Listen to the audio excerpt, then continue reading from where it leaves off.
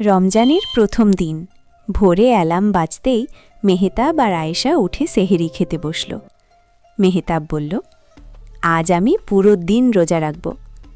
আয়েশা একটু ভয় পেয়ে বলল, আমি যদি না পারি? মা হাসলেন। রোজা মানে শুধু না খেয়ে থাকা না, ধৈর্য ধরা, ভালো কথা বলা আর খারাপ কাজ থেকে দূরে থাকা।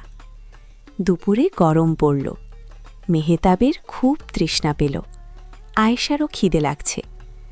মেহতাব বলল, চলো আমরা দোয়া পড়ি, আল্লাহ আমাদের শক্তি দেবেন। তারা দুজন হাত তুলে দোয়া করল। আয়েশা হেসে বলল, আমি পারব ইনশাআল্লাহ। অবশেষে মাগরিবের আজান ভেসে এলো।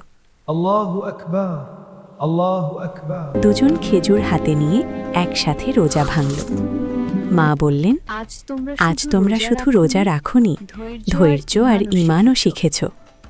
মেহতাব ও আয়েশা খুশিতে বলল, প্রথম রোজা সেরা অনুভূতি। হাই বন্ধুরা, আমি তোমাদের ছোট বন্ধু। তোমাদের কি আমার ভিডিওটা ভালো লাগছে?